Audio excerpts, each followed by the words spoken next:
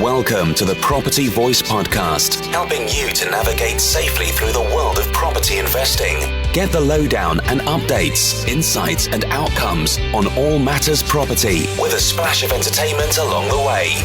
The Property Voice, a voice to trust among the crowd. Now, let's get started with your host, Richard Brown.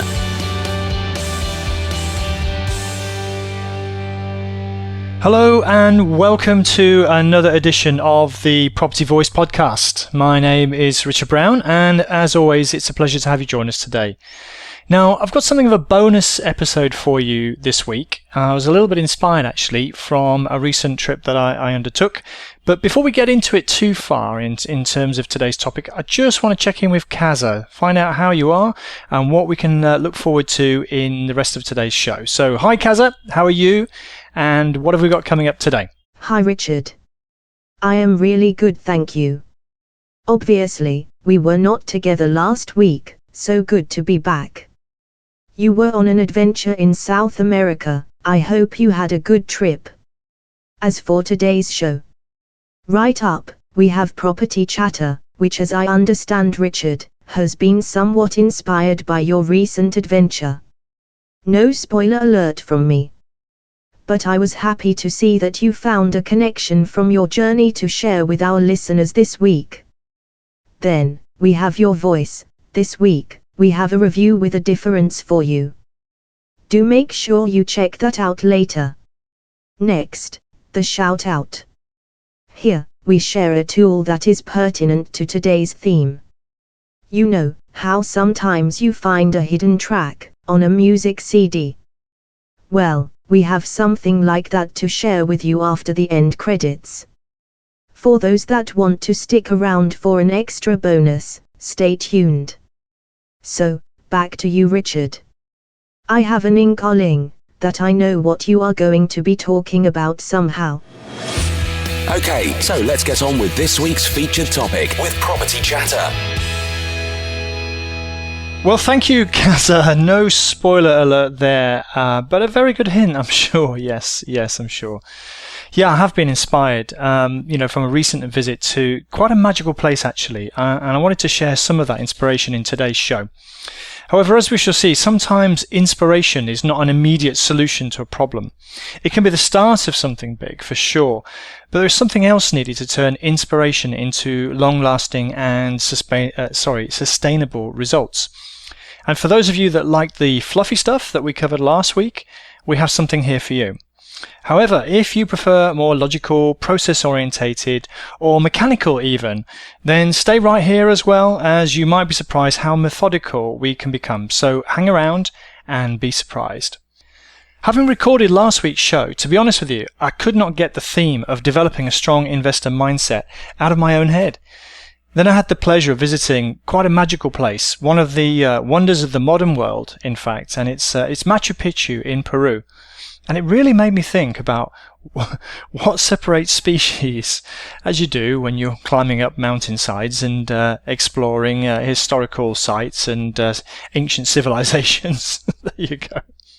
But I started to wonder, as I was discovering how intelligent a people the Incas were, to develop agricultural tiers deep into mountainsides that both allowed crops to grow and also prevented soil erosion, or how using a trapeze design avoided earthquake destruction to their buildings. And they had an interlocking building design, which was used on, massively heavy granite stones, which were holding all of their significant building structures together with no mortar or cement at all. So our guide, he offered up several explanations, and although my intention is not to give you a potted history of the Inca civilization, some things did strike me about them that are still applicable today and so are relevant to our theme. So please just trust me on this. Stay with me here. Now, the Incas, they clearly demonstrated teamwork, leadership, technology, innovation, community, and an awareness of being part of something bigger than themselves, to name just a few of the transferable qualities that we can apply today. However, I have to say the one thing that really struck me more than anything were their routines. And for example, they were farmers in the wet season and builders in the dry season. They celebrated regularly and gave thanks to the elements for providing for their needs, and they also shared their knowledge between themselves and through the generations freely. They had the patience and determination to build temples and fortresses over several decades, knowing full well that those that started them would not see out their legacy being completed. That's an interesting parallel, funny enough, but I'll probably say that for another day, that our legacy can outlive us. And their ultimate undoing was infighting, sadly, a powerful and better equipped enemy from outside, namely the Spanish with their guns, and disease in the most part. So that was a bit unfortunate, but needless to say, there's still a lot we can apply. And I guess you're probably thinking at this stage, what on earth has this got to do with property investing, Richard? And yeah, well, I'm going to share that with you now. So don't worry, there are some clear parallels and some learning we can apply here.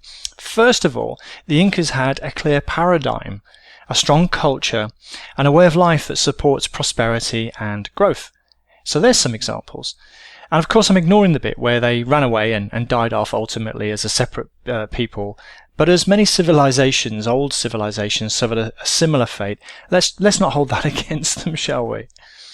But in other words, though, what I'm trying to say, it was their way of thinking, or their mindset, that allowed them to prosper.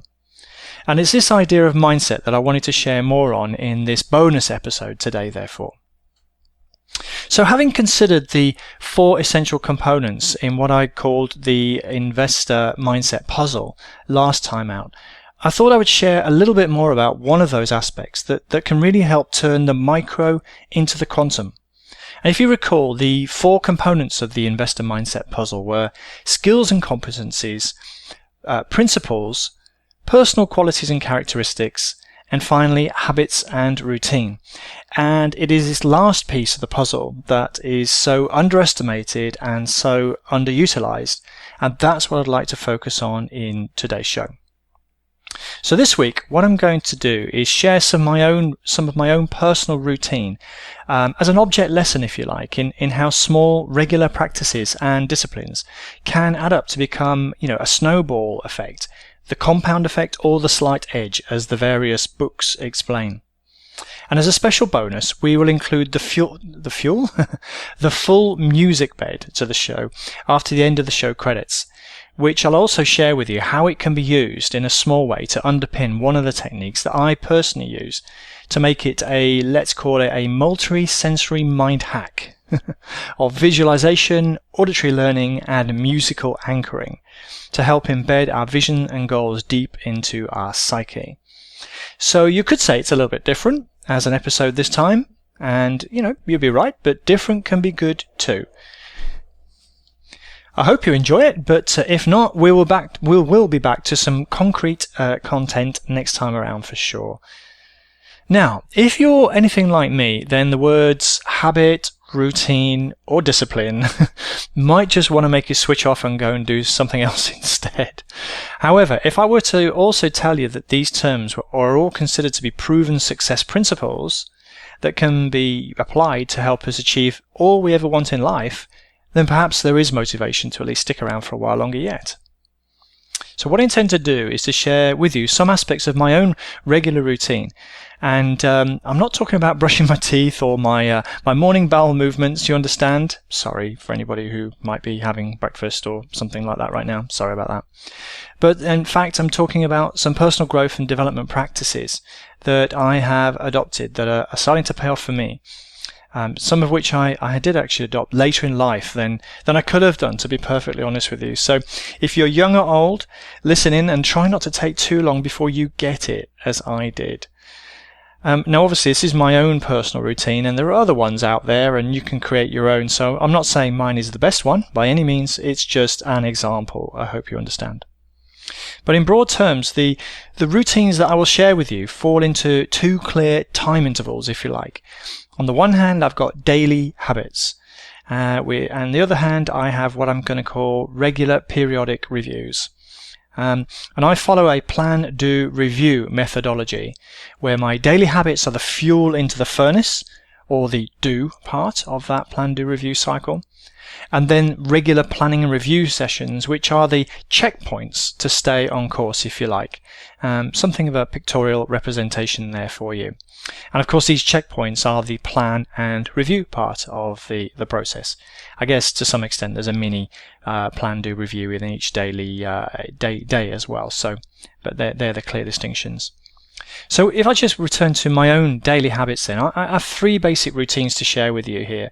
I've got my morning routine, my middle of the day routine, and my end of day routine, so you're probably not too surprised at that. Quite logical and methodological. I think you know what I mean. Anyway, so as I mentioned last week, I don't claim to be the finished article yet. Clearly, as you can hear, I can't pronounce certain words. And as before, you're going to join me as a companion on this journey rather than me being some kind of preacher.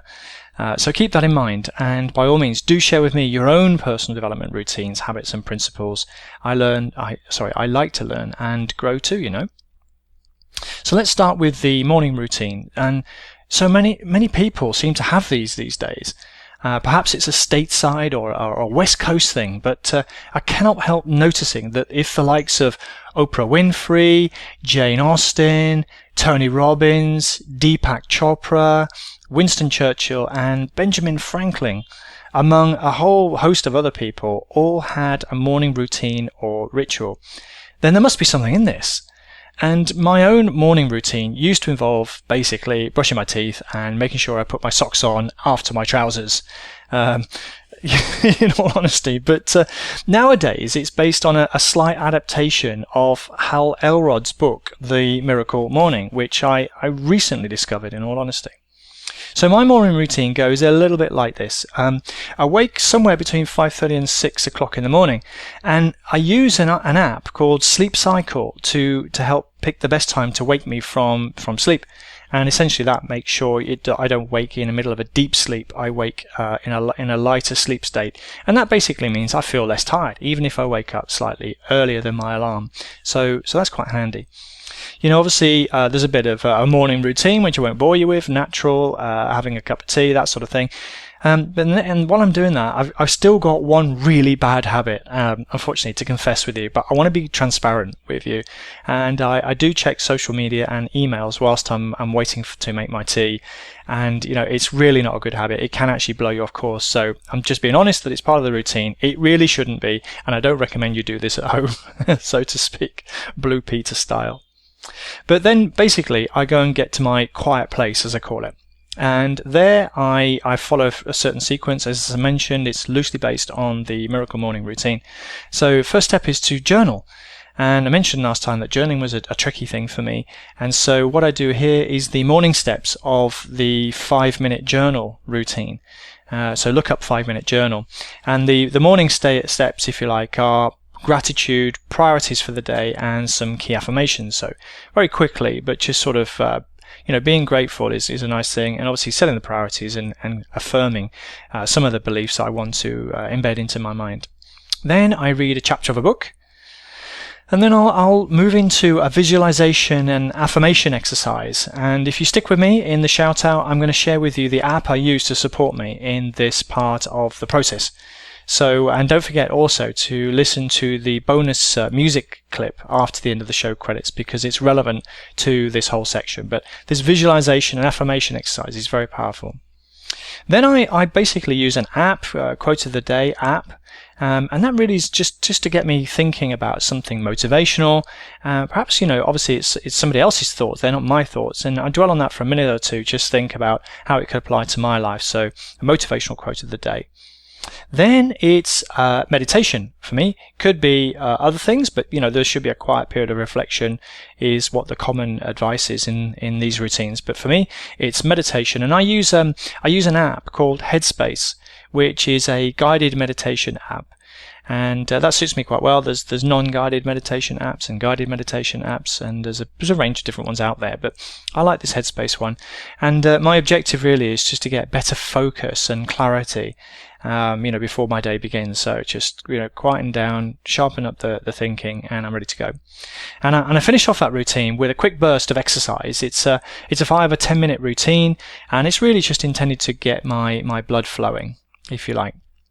Then it's down to shower, have a bit of breakfast, and plenty of hydration along the way as well. And then I get to my desk. So that's pretty much my morning routine, in terms of setting me up for the day. Obviously, I've got whatever's going on in the morning, and then I have the middle of the day routine section that I'm going to talk about. So it's not quite as involved as the morning routine, but essentially I break, and I have this principle of now never dining alone. And that doesn't mean I go and find a friend to have lunch with. It means, and nor does it mean having the liquid lunch of old. It's now a listening lunch. And what I do is I take 30 to 45 minutes for lunch with my headphones on, and I'm listening to a podcast or an audiobook. And that, squeezes in, obviously, an extra 30 to 45 minutes of learning and great teaching that I can apply into my life. So it's back to the desk, if you like, crack on with the afternoon. But before leaving, I'll review the priorities that I'd set for myself in the morning and check that I did manage to, quote, eat that frog. And if you don't know what that is, it's basically a book written by Brian Tracy about prioritization, time management, and focus. And you can imagine from the title, Eat That Frog, basically means getting the worst thing out of the way first in the morning. So I want to make sure that the biggest issue of the day has been completed. Clearly, I should start with it, but I certainly don't want to leave the day without having done that. So then I, if you like, at the end of the day, I've got an evening routine. It's just before bedtime, and it's quite quick. It's not particularly involved, and it's step 2 of that journal that I mentioned earlier, the 5-minute journal. And here I'm just reflecting on the main successes of the day, which is pretty good, sort of reinforcement of what you've achieved, if you like, and but also what could have gone better. So a bit of an acknowledgement there that perhaps things don't always go well, but you don't have to beat yourself up, but transfer it onto paper, and hopefully you're not going to be worrying about that. Now, throughout this whole process, on a weekly basis, not necessarily daily basis in all of these things I'm about to mention, certainly some of them do apply daily, I've been very rigidly trying to adopt a healthier lifestyle, if you like, to look after my mind and body. So this is more the body side of things, and that involves plenty of hydration, plenty of water, healthier eating than perhaps I used to, and regular exercise. So obviously I mentioned the quick burst of exercise in my morning routine, but also I exercise more, thoroughly, if you like, several times a week now. It's either the gym or it's playing football or something like that. And the aim there is just to be in tip-top physical condition, which helps with energy levels, amongst other things. So if you like, that covers the do part, or the fuel for the furnace, if you prefer. And coming up next, we'll be looking at the checkpoints part of it.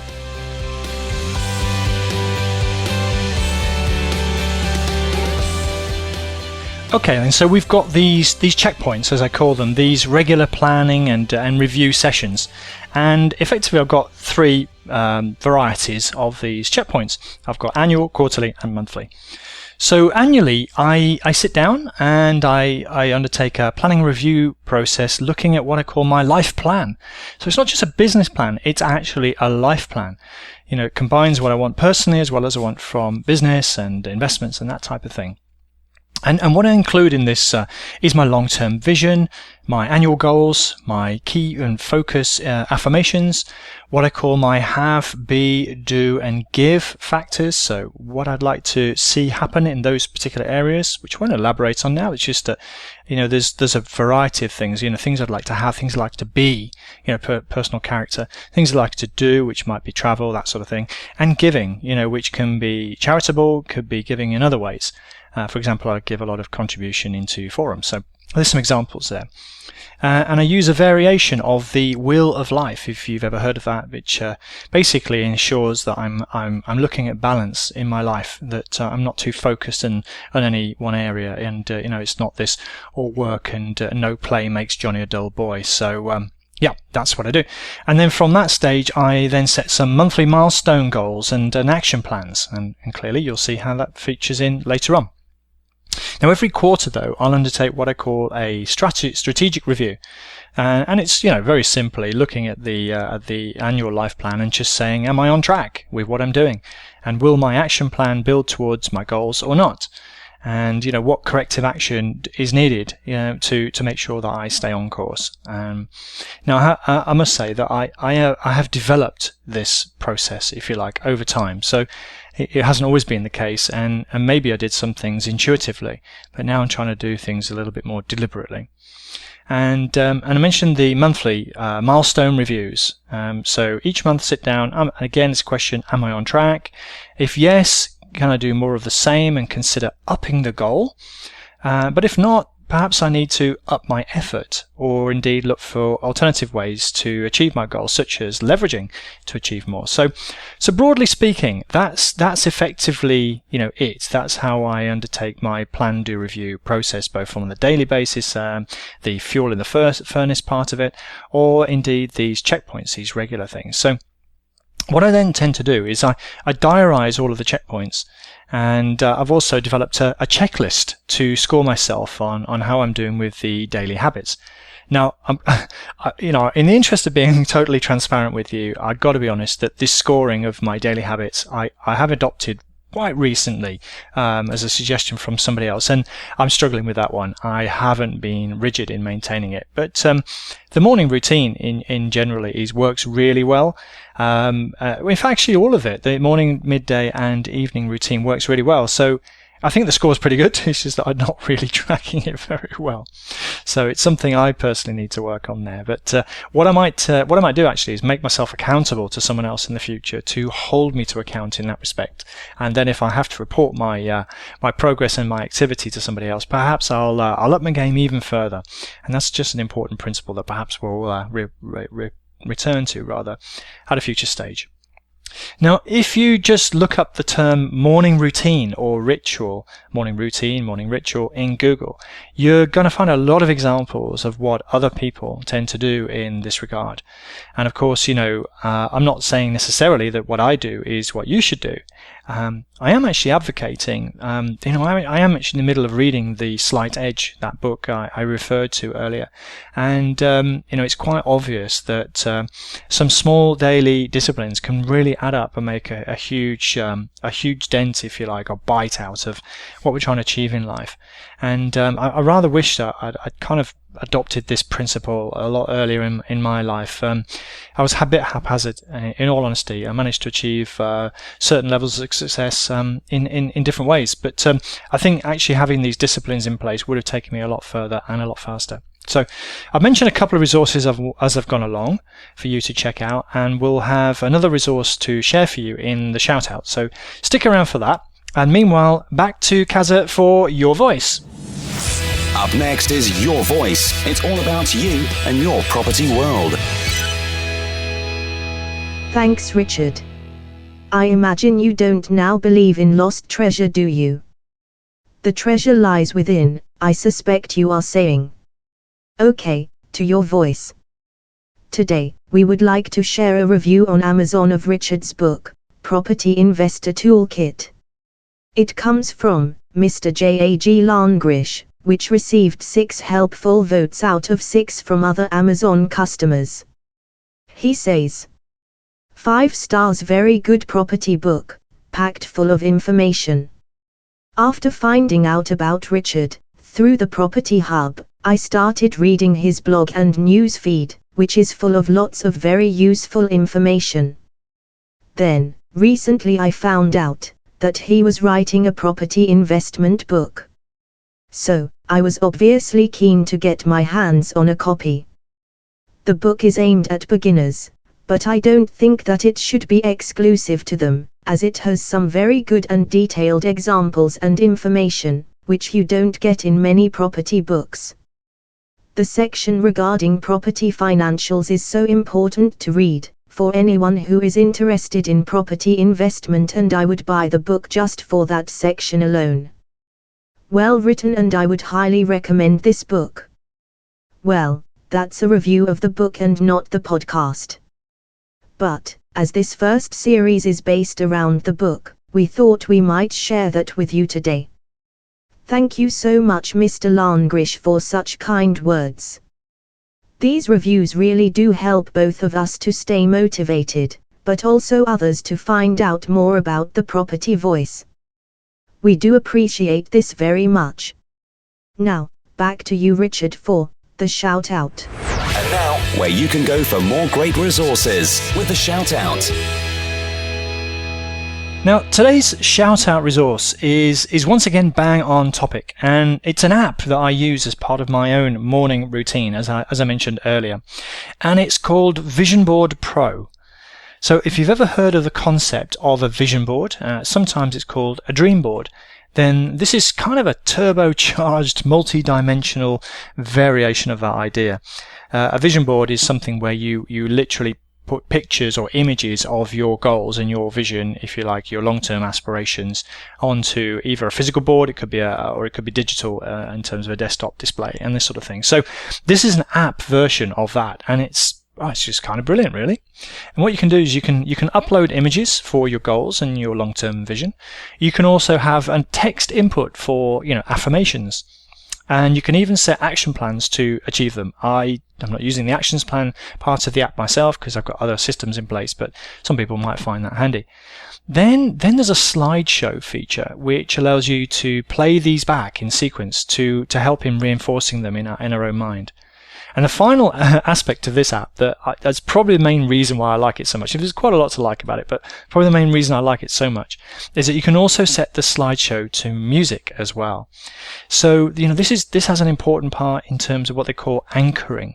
So you hear the music and you anchor the concepts, the thoughts, the visuals that you've seen, the words that you've heard, etc., all come together. So that's why I like this app. It consolidates an awful lot of these visual, auditory, and music anchoring principles together to help embed them, deep inside. So whether you like Eye of the Tiger or Search for the Hero or Gabrielle's Dreams as a backing track, you can have it all within the app. I think you have to provide your own music, but anything you've got on your iPod, for example, is perfectly suitable if you don't like any of those. But in my own case, I specifically chose the backing track that underpins this podcast. And that's because, not because I'm kind of so focused on me. It's just that when I first heard the track in the first place, I was obviously doing research for music to back up the podcast. And I literally had goosebumps when I heard this backing track, and it was kind of inspiring somehow. It was for me anyway. And so if you also like that backing track, which you've probably heard a little bit behind all of the intro sections and that type of thing, it's known as a music bed in the trade. And just stay tuned after the end credits, because for a full 3 minutes after the closing credits, we're going to play it out for you, and you could potentially set your own visualization or affirmations to that if you like. Better still, if you prefer, you can send us an email to podcast@thepropertyvoice.net with the subject line podcast music and your full name, and we'll send you the MP3 file for you to use yourself, and therefore you can import it into iTunes or whatever you use, and you can use it as the backing track for your own vision board if you like. So there we go. That's it for another week on the podcast. I know last week I said we'd have a sort of a summary, wrap up, and next steps episode this week. But I just, honestly, I got inspired. I literally got inspired when I was up at Machu Picchu last week. And as I mentioned, I couldn't get this whole idea of investor mindset out of my mind. And some of this discovery, talking of discovery with ancient civilizations, or old civilizations, I should say. Also, we got the discovery of mindset and these habits and rituals and routines that I've been focusing on so much. And I really just wanted to share that and put out this, a more personal approach today. So hopefully you'll forgive me for that. Hopefully you got something out of it and you enjoyed it. But normal service will be resumed next week.